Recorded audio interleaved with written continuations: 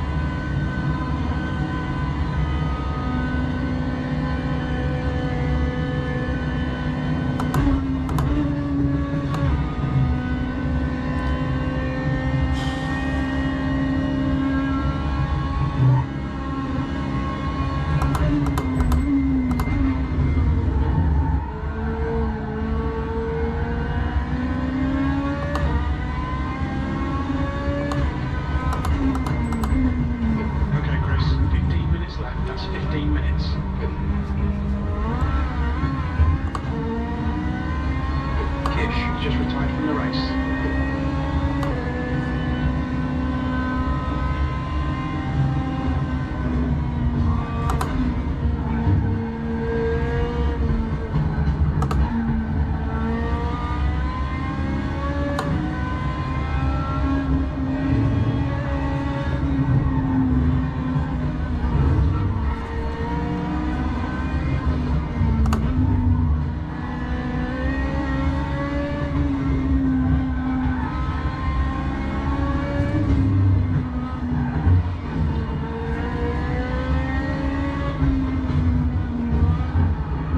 Sloppy. Oh, fuck.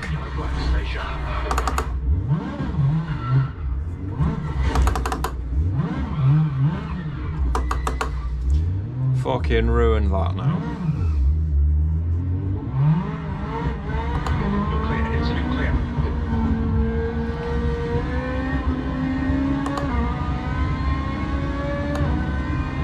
Team for a walking going into ice corner.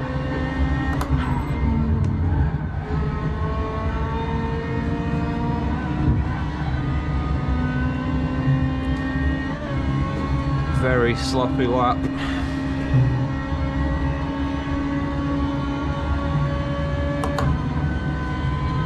$30 off. Green flag, sector 3, missing. Fucked it again. Yellow flag, green flag. Doctor, pick up on all your tyres.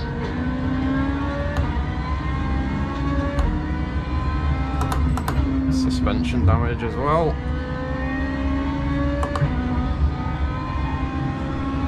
Fucking hell, I can feel that now.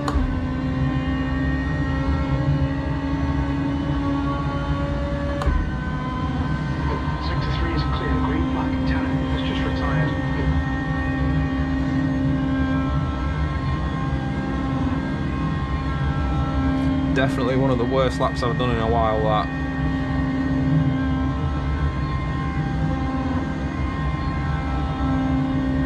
Steamer is now retired. Would expect the leader to be well in front, being in the classic car he's in, but the chap in P2, we should be trying to keep up with him, but unfortunately that crash has cost us any chance of catching him within this race.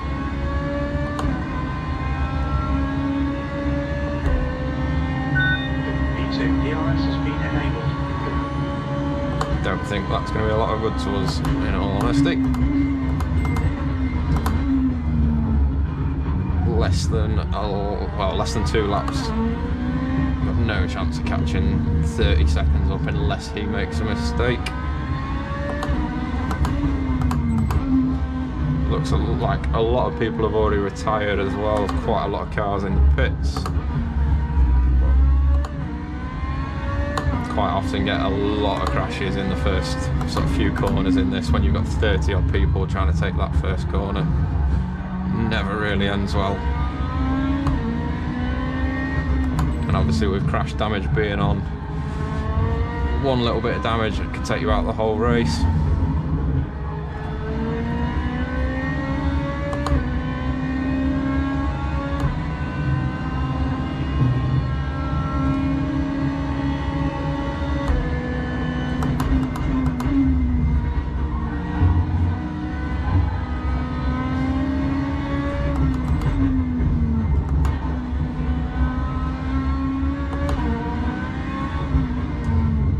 Not sure exactly what car P4 is in, but he's a decent way away. I would assume he's probably in a GT3 car. A lot of people prefer the GT3s for the Nurburgring, but I absolutely love the DTM RS5. I think it's so much fun to drive. Nearly all of the GT3 cars are just so planted, and it just, yeah, you can set a quick lap time and it's enjoyable, but this is a real challenge to drive. I'm sure people have mastered it better than I have, but I do thoroughly enjoy the DTM cars. I'm finding it very hard to try and talk while I'm concentrating, so I'm going to end up making another mistake. We're at the halfway point. Fuel looks tight. You might make it to the end.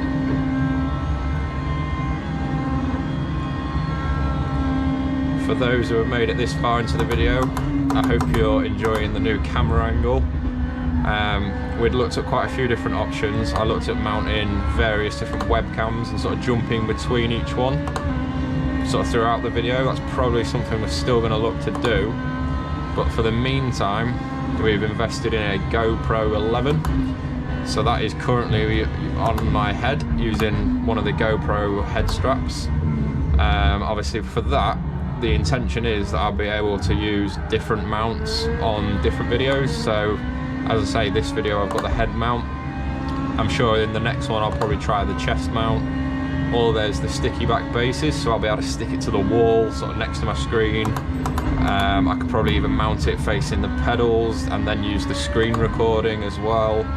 So hopefully the more equipment that we purchase and the more we learn in terms of the editing side of things, be able to keep improving the content and make it more enjoyable to watch, rather than just watching a fixed screen. Or say I used to mount my iPhone on a tripod next to my monitor, which I thought gave quite a good viewing angle, but you are just watching the same static image for the whole video, and I appreciate that that doesn't have the best retention.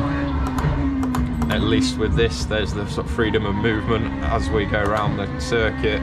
Obviously you get the movement as I'm looking between the screen. Eventually I will probably look at upgrading the rig to a triple monitor setup. That way we'll get an improved field of view, and then using the GoPro between the triples I think will give a really immersive view. Boosted Media does the same thing. Admittedly he's got sort of 55, 65 inch TVs. That's not something I've got the room to sort of facilitate, but I do think that the triple monitors will give a better viewing angle using the GoPro than what we've got here with the G9. So that is something that we are going to experiment with, hopefully in the coming months. I braked far too hard there and lost all the momentum. So it looks as if P2 retired. Whether he crashed or just had enough, I'm not sure. This hasn't made for the most interesting race, admittedly. We've been out on our own for most of it. Not a chance in hell we're catching P1. But given the fact, that was terrible. Given the fact that we crashed on one of the corners, we've recovered and still managed to withhold P2. So nothing too much to be proud of realistically, because I would imagine most other people in this lobby are in the GT3 cars, and the DTM one is hands down the faster car.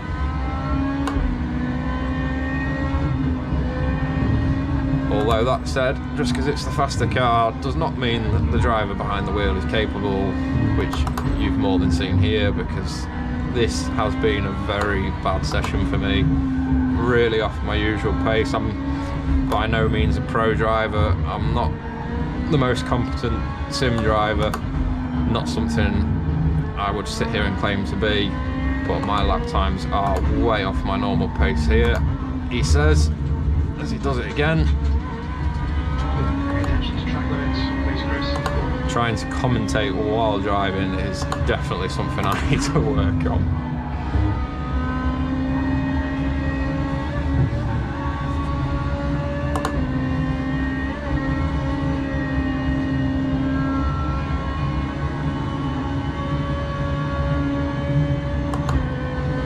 So I think, if I'm correct, we will have one more lap after this. Too fast. Fuck. Whee, wheel spin. So we've got quite a small amount of suspension damage, but whether that's just the dirt, but we are getting a lot of vibration through the wheel now, and it doesn't feel anywhere near as steady as it did earlier.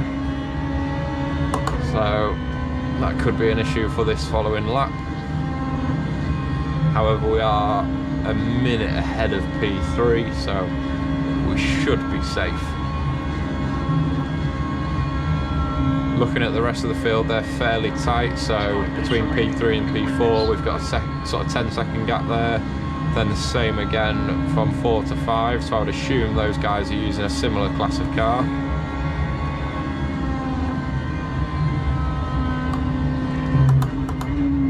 probably try and go for something like the MX-5 Cup for the next video and try and give something where we're a little bit tighter in the pack. Makes for a bit more of a viewing experience in my opinion than just watching me go round on me Todd. It's not quite as interesting, I'm sure. If there is, fucking hell, I followed his line there.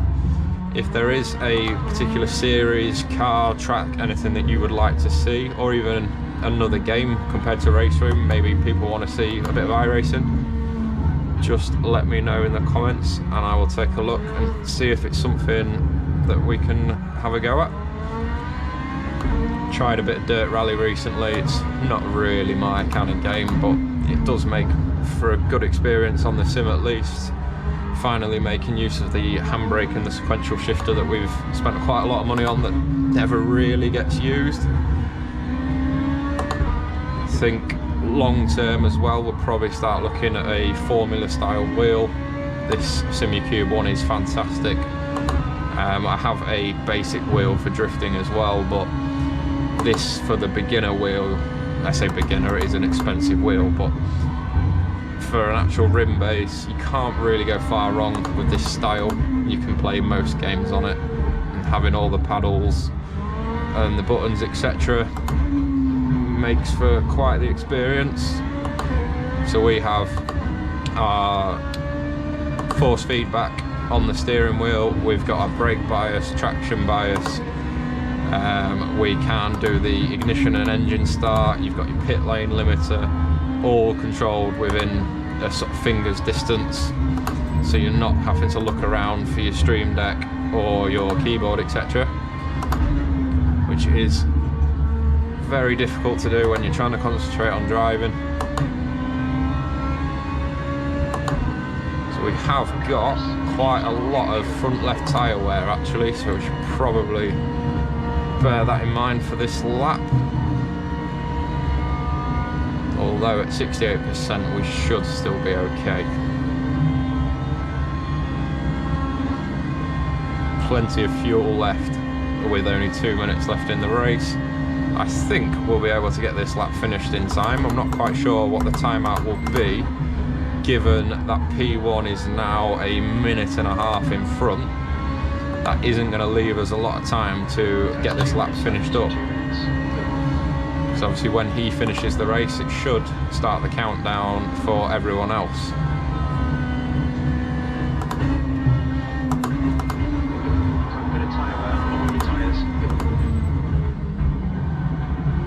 Oi, nearly lost the back. And this is why I just love this DTM car. I was being as smooth as I could there, bearing in mind the tyre wear, and it still just tried to step out even though I was only sort of 30-40% of throttle. It's just so unpredictable sometimes, especially with the way that the Nurburgring is cambered in certain parts of the track.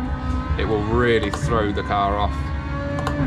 And in a GT3 car you know that you can just hold it pinned and it will find the grip, whereas with the DTM it will just spit you out backwards if you get it wrong.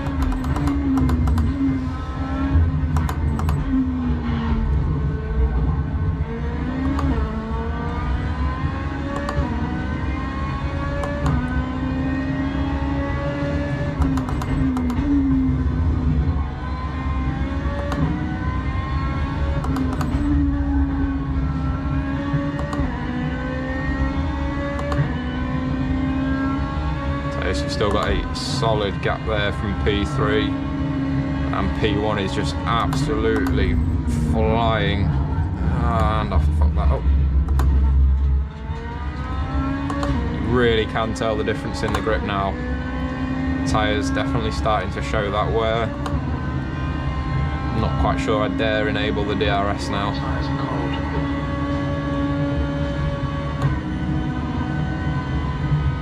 Every time I've used DRS on the ring it's tried to spit me out backwards and ruined my lap. My last race was a real fight between, I think it was 4 of us in the DTM cars leading the pack. We held P1 for the first lap and a half and tried to use DRS to our advantage, but unfortunately cost us the race when we lost the back end and hit the wall. Unfortunately wrote the car off, and that was us out of the race. So what's this guy doing here? Is he playing silly buggers and just going to get in the way, or has he crashed? So, all clear there.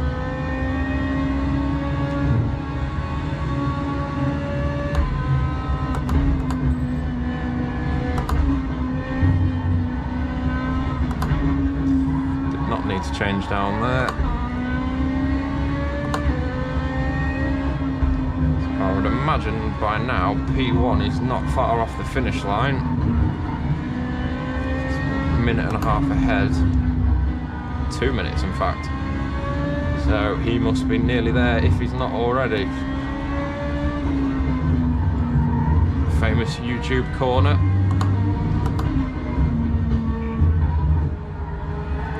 Hey, nearly.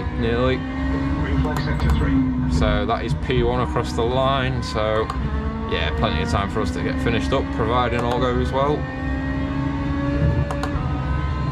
Still room for error, especially given the tyre condition.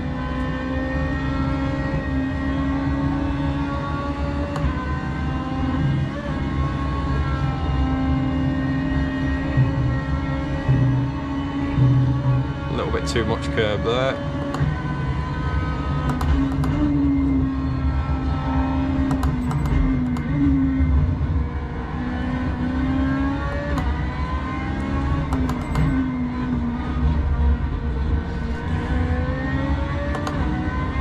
Oh, fuck.